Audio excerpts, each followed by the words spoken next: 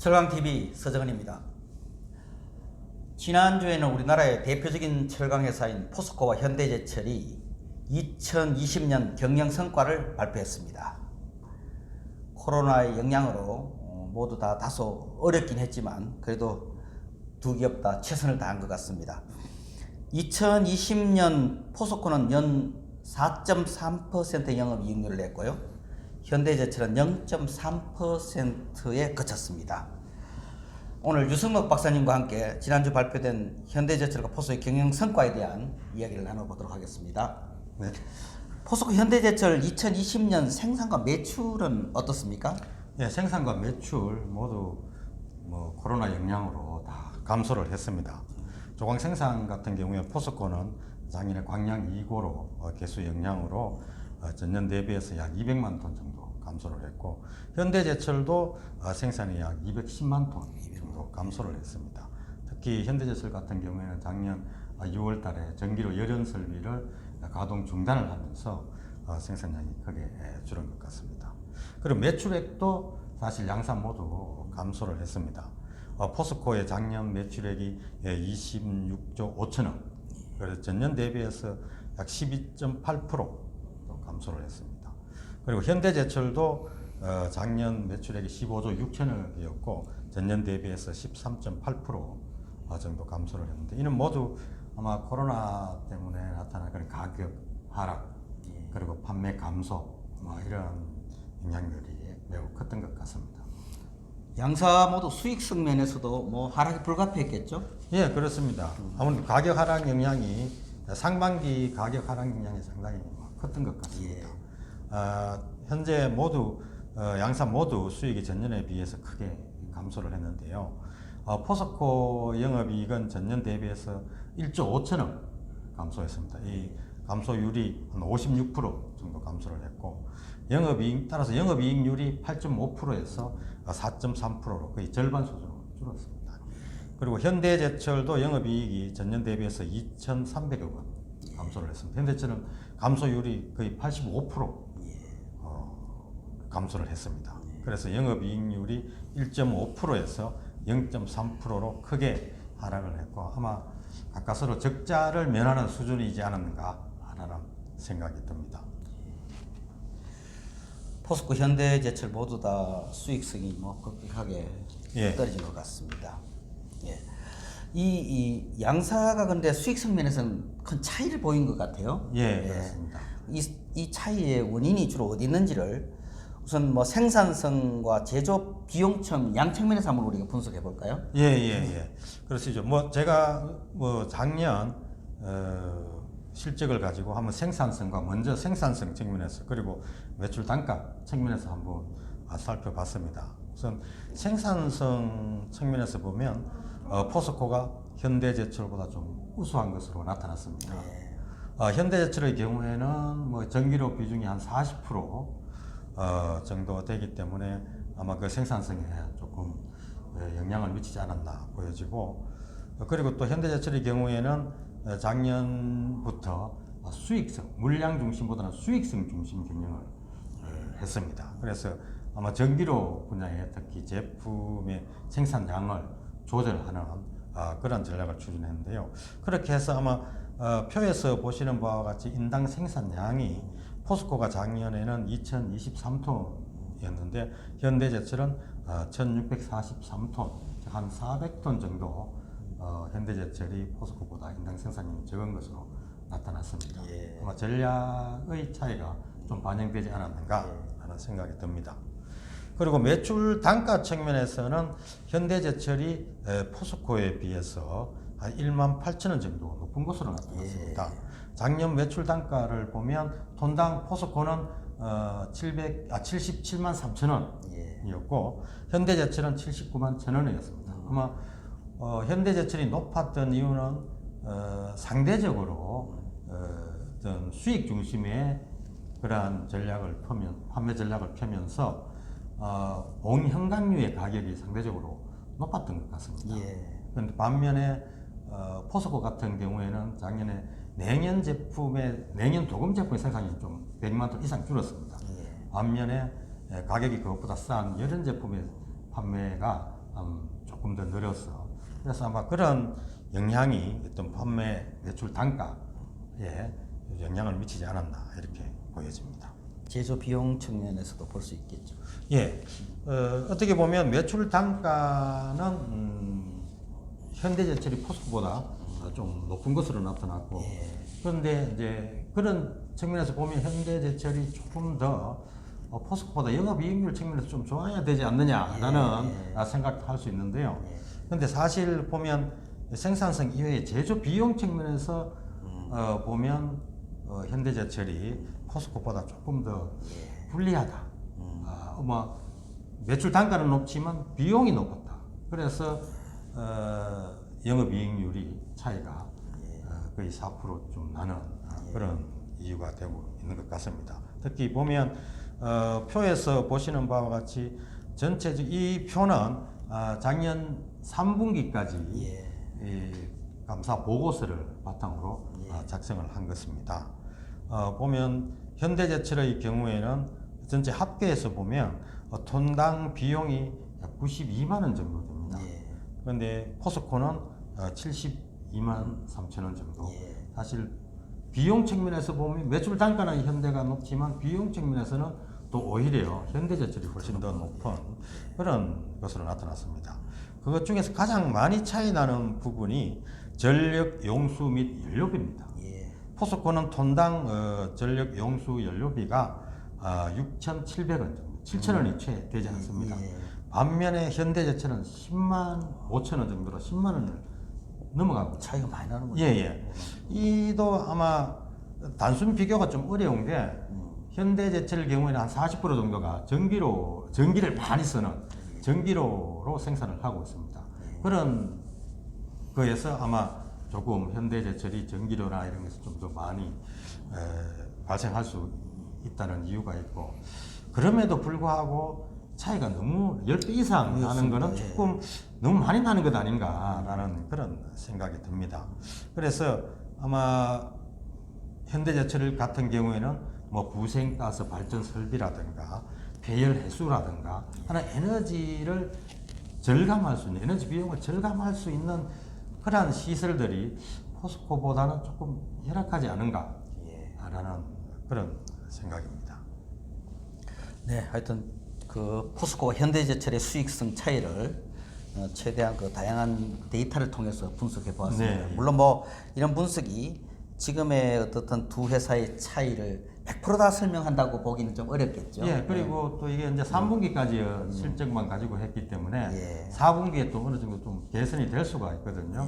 그래서 보면 비용이든 생산성이든 조금은 4분기를 추가를 하면 조금 더 좁혀지든지 하는 그런 결과가 나올 수도 있을 것 같습니다. 그러나 어쨌든 한국 철강 산업을 이끄는 두 고로사에 대해서 다양한 데이터를 동원해서 우리가 어쨌든 평가해보고 분석하는 것은 매우 의미가 있으리라고 생각됩니다.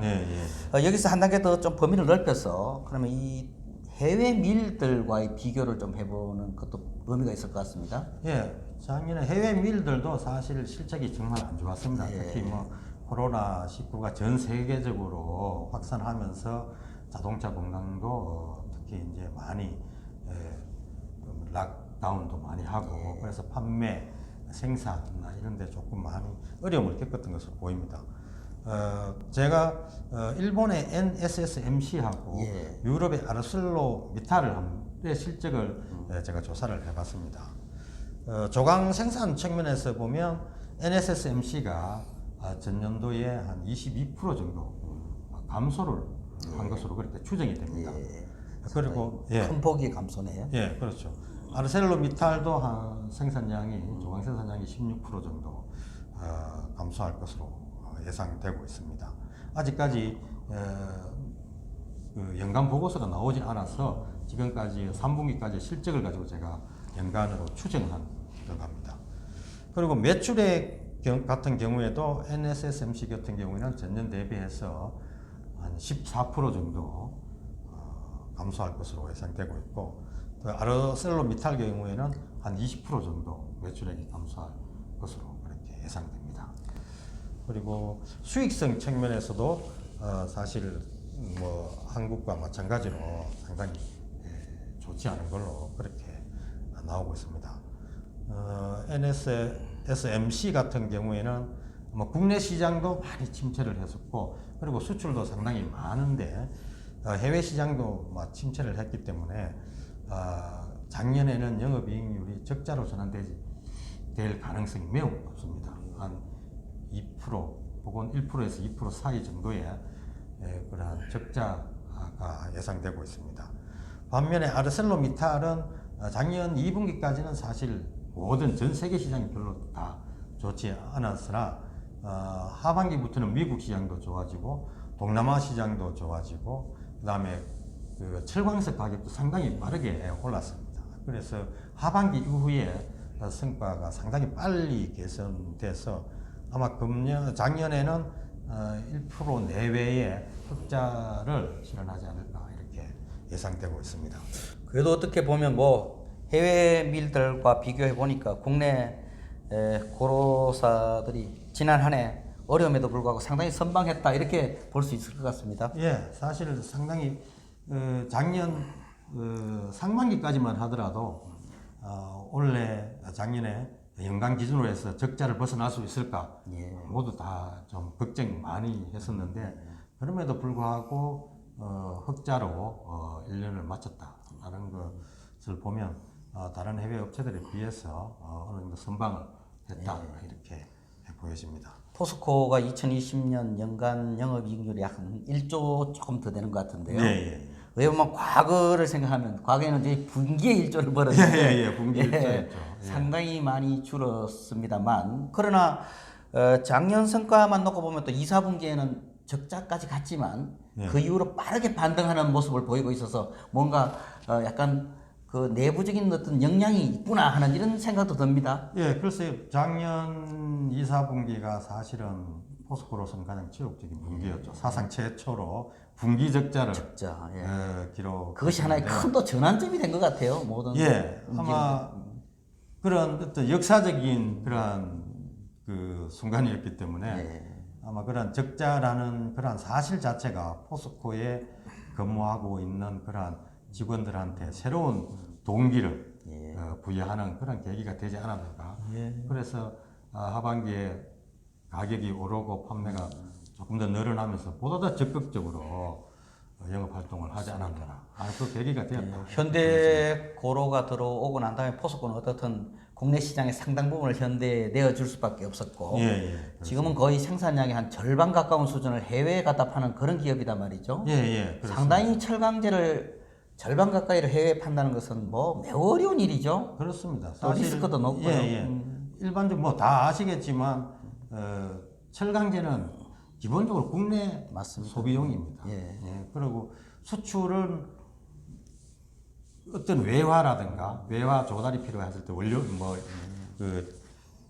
원료비가 있기 때문에 외화 조달을 위해서 일정 부분 하는 그런 경우가 많았었는데 근데 포스코 같은 경우는 거의 절반을 해외에 수출해야 됩니다. 그리고 작년 같은 경우에는 상반기까지만 하더라도 포스코가 해외 시장이 워낙 좋지 않기 때문에 아마 해외 판매 물량을 국내로 돌려서 국내 시장 우선적으로 판매할 것이다. 국내 시장에서 뭐 치열한 경쟁이 예상되죠.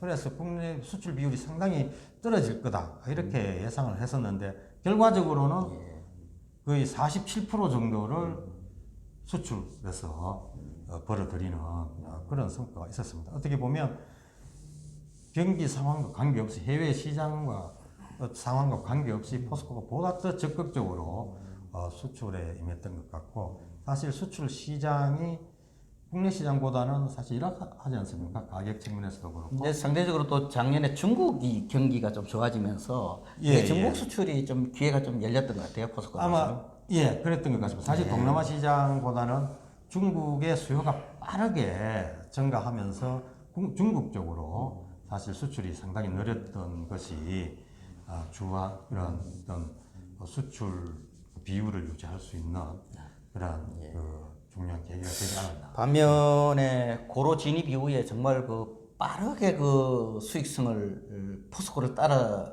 잡았다는 이야기를 많이 들은 우리 현대제철은 최근에 와서 상대적으로 좀 더 주춤하는 이런 현상을 보이고 있습니다. 예, 그게 아마 뭐 여러 가지 요인이 있겠지만 저희들 뭐 살펴본 바와 같이 좀 비용 측면에서 조금 뭐 문제가 있는 것 같아. 조금 더 생산성을 높이고 설비의 어떤 안정성.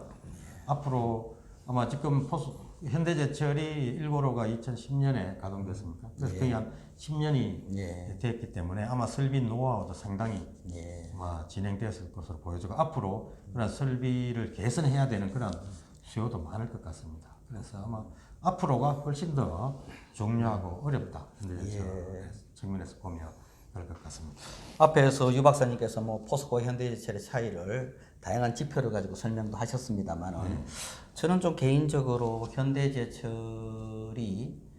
하나의 경쟁력 있는 고로사로 성장하는 데 있어서 중요한 부분이 과연 현대제철이 현대차를 위한 고로인가? 독자적인 고로로서의 경쟁력을 얼마나 가질 것인가? 이 부분이 매우 중요한 것 같아요. 특히